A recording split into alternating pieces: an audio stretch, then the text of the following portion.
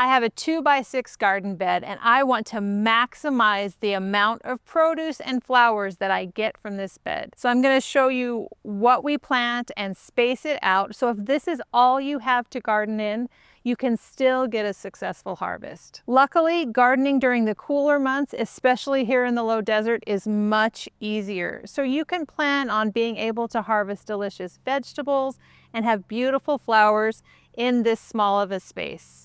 During the hotter months, something like this can be more challenging, but if it's cool outside, this is going to be easy. So let's start with the biggest crops. I want to grow broccoli. My family loves having broccoli, and the nice part about broccoli is that you get that main head, and once you harvest that, you're going to get side shoots. So I'm going to plant 3 broccoli in this bed, and let's see how to do it. Generally, you want to give broccoli about a foot of space. I'm gonna have to move some of this out of the way. So I'm going to put some broccoli here, and I think I'm going to get this all laid out and then I'm going to plant. I also love dinosaur kale, like the lacinato kale, because you can start harvesting this pretty soon. And you just keep harvesting, keep taking those outer leaves, that inside keeps growing and they can get pretty tall. So I'm gonna put this on the back of the bed so that I can get lots of nice kale harvests. And I see a hole or two in one of these leaves. I just got these transplants, making sure I don't have any hitchhikers back here. Okay, so I think I'm gonna alternate the kale with the broccoli. So those are my bigger crops. To make sure I have a spot for all of those crops.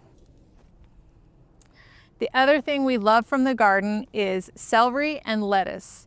The nice thing about celery is that once it's growing, you can come out and harvest just a stalk or two, which is often what you need. So I'm gonna go ahead and put these in, and celery like lots of water. So water and fertilizer are your friend when you're growing celery. So I'm gonna stick this celery right next to each of the oyas. In this 2x6 bed, I have 3 medium oyas. You can see the neck sticking out, but let me show you what the whole thing looks like. So it's made of terracotta, which allows moisture to seep out as needed. You take off this lid, fill it all the way up, and it provides even moisture for your plants, which is perfect because I don't have drip lines or anything going into this bed. But when I have these oyas and I give it some mulch, especially during the cooler months, I'm not going to have to water this bed very often. So I'm sticking those 3 celeries right next, each one right next to an oya. They're thirsty plants. They're going to be happier if they have access to even moisture. If I stuck them out here on the corners that are more likely to dry out, that's when you're going to see like stringy celery. It's going to get bitter. Not good. So we'll do that. And then I also have some lettuce, which is another, this one's gonna be, you can use seeds, but this is gonna be ready to harvest pretty quick here. So I'm gonna put this maybe in the middle. And as these grow, I've got a couple of plants here. I'm gonna pull that apart so I can have 2 kind of right in the middle, maybe even more than that. And as they grow and harvest, once those are done, then that's going to give extra room for the broccoli and kale as it gets larger. So these are quick season crops, but we'll go ahead and get those planted. So this bed is starting to take shape. I'm actually going to get a lot of harvest from this. I've got my lettuce, kale, broccoli, celery. Love how this bed is coming together. All right, now I have Swiss chard, which I also love, but it can get kind of large. And look at all these transplants in here. I like to separate each one of them. I definitely don't have enough room in this little bed to grow all of this Swiss chard, but I think I want to grow it. Where do I want to grow this? Maybe kind of towards the corners. So I think I'm gonna separate these, and I wish I had more spots for the Swiss chard in my yard, but I don't. So I'm just going to cut off the ones I don't need so I can leave that whole root ball intact.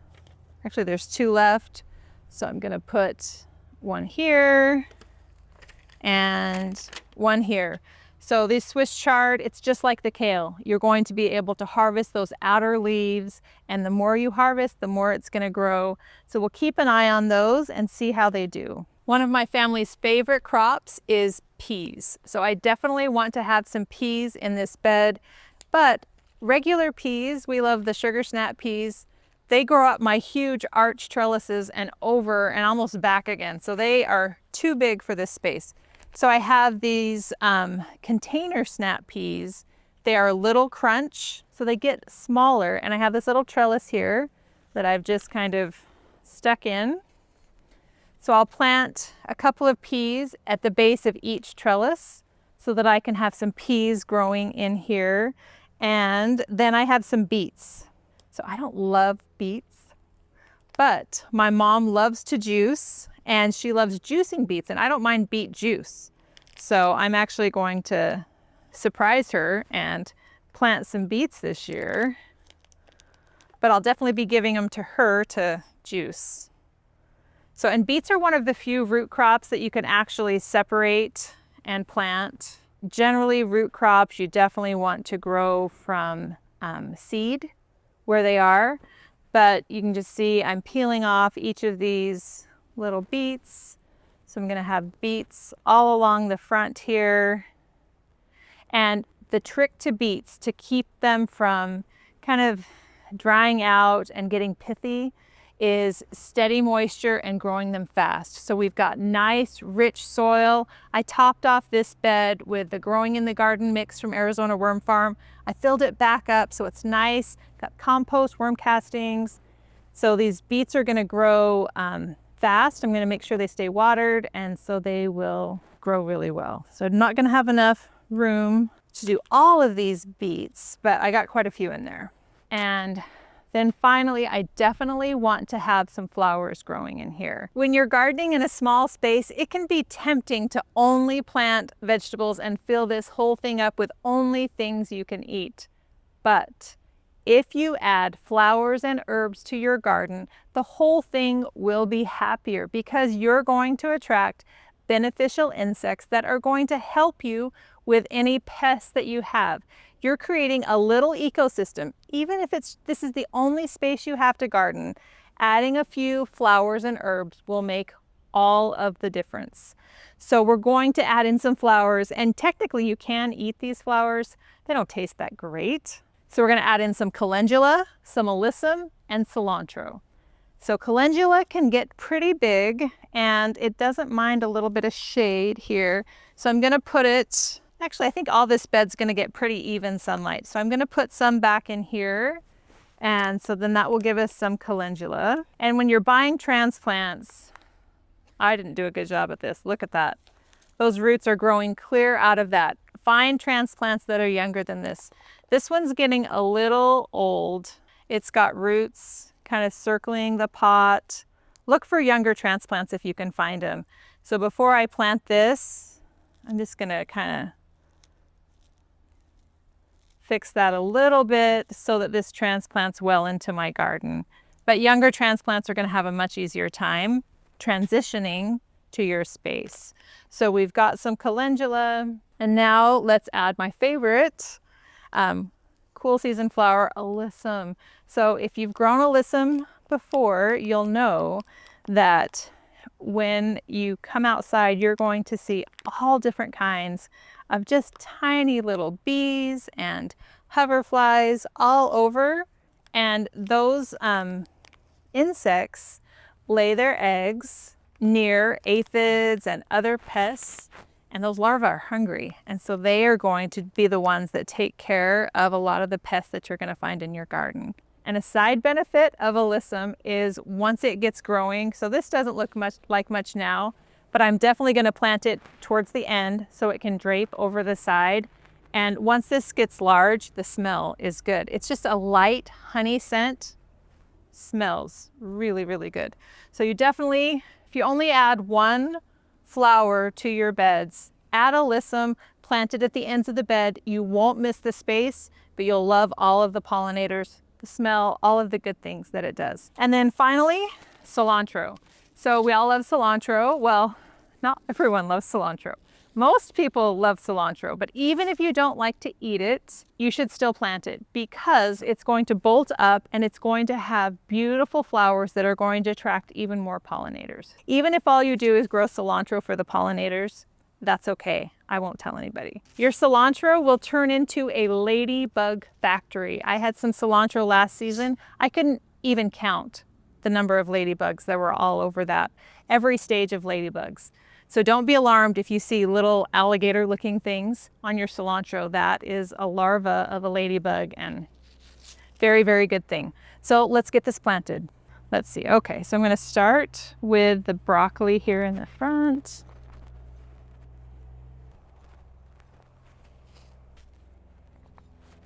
It's fun seeing the bed come together.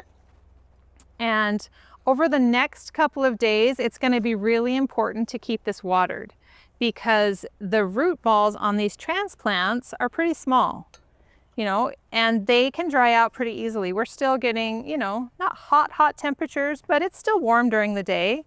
And so you want to keep an eye on these plants, and you're going to water more often when you're first planting than you will later on. You really want to wait, or you want to make sure that these plants get established.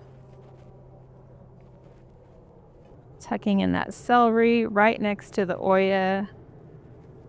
Can already feel how happy that celery is going to be. Right, now let's put the kale kind of towards the back here. And there's no reason we can't use kind of the negative space behind the beds. It's going to be okay if the kale kind of comes out this way a little bit, which I didn't do here. I think I'm going to pull that up and do that. Because otherwise this kale could kind of take over the whole bed. So I'm putting it towards the edge there.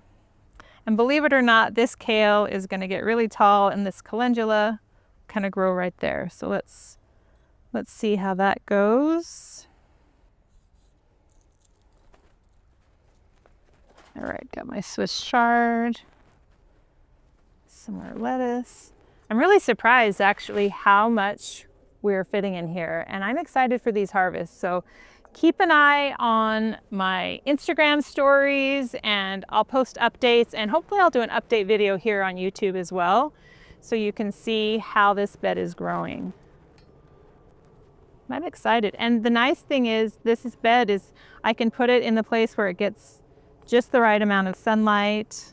This is a really good option for small space. It did surprisingly well last summer until it got really hot.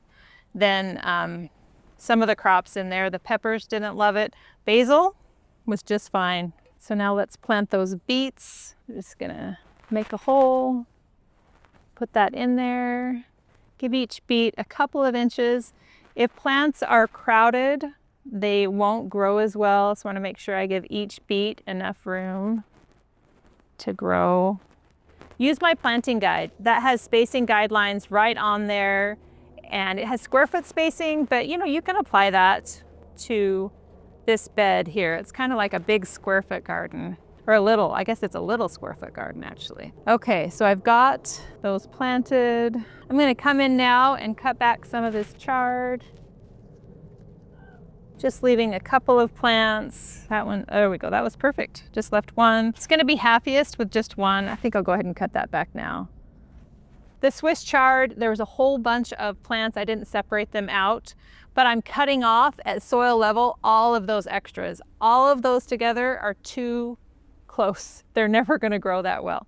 But if you thin it down to one, that one plant will take all of that room. So I thinned those Swiss chards down to one plant. I'll do the same thing right here. There's so many colors, so I'm going to pick a different color to grow right here. There's a pretty pink one. I think I'll do that. My chickens are going to love these. And then I think I'll pick a yellow one for this front.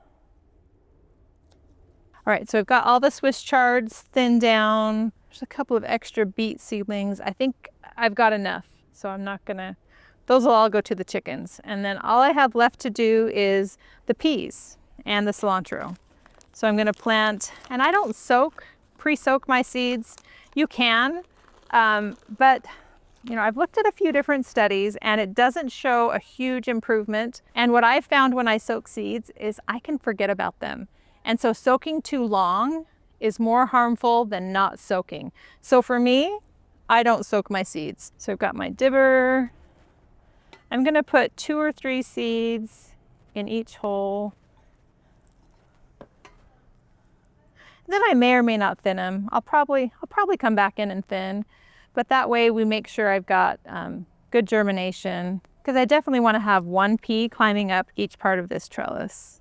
So I think I'm going to put the cilantro near this lettuce because, you know, this lettuce was grown from a transplant. It's a leaf lettuce. It's going to be ready to harvest really soon. So I'm going to go ahead and plant a couple of cilantro seeds kind of here, and then a couple here. So hopefully as the lettuce finishes up, we'll be able to use that space. Let's see, do I have a label? Oh, there's my label. Okay, so then that label is gonna go right there. Okay, I'm noticing a little bit of an empty spot right here, and I love Ichoi onions. Really the easiest onion you can grow. There are a lot of things that can go wrong with other types, but these are so simple. So I've got to tuck a couple of these in. So I'm just going to plant those a couple inches deep. Those will sprout pretty quickly. And the nice thing about those, just like the kale that we talked about, is you'll be able to just come in and harvest a little bit at a time off of those. So you're gonna have a continuous harvest of onions all season long. And then at the end, save a couple of bulbs and you will have more to plant next year. So I'm glad I found a little bit of room for that. Now I'd like to get this bed mulched. During the summer, I do a crazy thick layer of mulch, you know, several inches. During the winter, I still mulch to protect that soil, but it can just be 1 to 2 inches.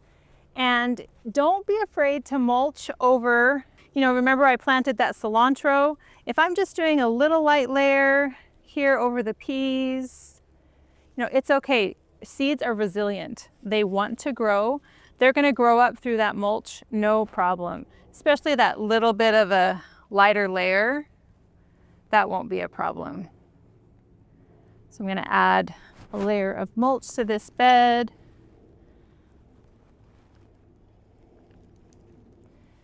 It's really, soil can be an expensive part of gardening, probably one of the most expensive parts of gardening, and the mulch is really there to protect that soil and to protect your investment, because it will dry out a little bit. It keeps your soil hydrated. It just does so many good things. The best mulch is free mulch. Use what you have. If you have, you know, leaves that have fallen down, that's not a bad thing to use. Just a light layer of some kind of organic matter to protect that soil. I love how this bed came together. And the mulch just kind of ties it all in. You can see how these plants are going to fill in. And, you know, it's going to be really fun at dinner time to come out, harvest what we need, and just let it keep growing. I think we're going to get a lot of harvests from this small space. So once everything's planted, don't forget to water it. Like I said, those root balls can dry out quickly. So go ahead and just get in there and give everything a nice drink. The nice thing about this bed is there is some drainage. So as I water, you're going to see some of that drop down. So it's the only thing to be aware of with these beds. If you have it over someplace that absolutely you don't want stained or wet, you'll need to put something underneath to protect that ground underneath. But otherwise, you don't have to worry about overwatering these beds because that excess moisture is just going to go out. I already filled up these oyas, yep. So they are all full. But when I come out, oh, that one already empties quite a bit. I like having the oyas because it's a good way to check on the moisture level of the beds. You know, if I know that the oyas are full, then there's still moisture in the soil. I might water these outside pockets a little bit, but if the oyas are full, that tells me that, you know, there's still moisture in the soil. That one's not bad. So keep a close eye on the watering, let the seeds emerge, let the seedlings, you know, once you see new growth on the seedlings, you'll know that they've transition to their new home when they're going to start growing. Something that you can do to help your transplants get off to a good start and have a healthy growing season is at the beginning of the season, right after I plant, I always add Nutrient Plus, feeds my transplants, helps them grow well. And so I'll do that. And then I wanted to also let you know, when you're gardening in containers, and this is basically a big container, you will need to fertilize. The soil doesn't have the time to build up that great fertility that your raised beds can. So I like to use AgroThrive. This is mostly greens that I'm growing in here. So I'm gonna use this general purpose one. If I had a lot of tomatoes or peppers, there's a fruiting variety, a flower and fruiting variety that you could use. But follow the package directions. Don't feel like using more is better for your plants. It's not. Follow the package directions. Use it about once a month, and that should promote nice, steady, healthy growth for your plants in containers. I'm really excited about this bed. I'm excited to see the progress and all the harvest that we get from this small space. Want a thriving desert garden? Join my monthly online classes, live or on replay, and get instant access to past classes and journals. Bring your questions and let's grow together in Growing in the Garden Academy.